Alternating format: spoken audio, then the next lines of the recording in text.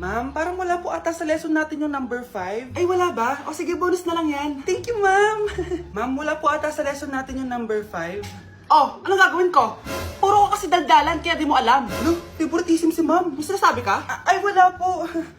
A few moments later. So, ganun lang siya kadali. Ma'am, pwede po pa-excuse? Sumasakit po yung puson ko eh. Sige, punta na lang sa clinic. May gamot doon. Sige po, ma'am. Nagets niyo ba, class? Ma'am, excuse po. Sumasakit po yung puson ko. Ang arte mo naman. Konting sakit lang. Excuse agad. Kapag di maganda, wag na mag-inarte. Kala mo naman ang ganda ni ma'am. Hello po, ma'am. Sorry po, absent ako kahapon. Nagkalagnat po kasi ako eh. Ganun ba? Sige, excuse na lang kita. Sige po, ma'am. Thank you po.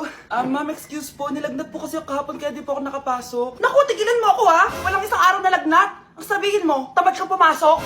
Ikaw nga, palagi ka nga di pumapasok eh. Anong sabi mo? Totoo naman, ma'am. May favoritism ka. Susumbong kita sa principal.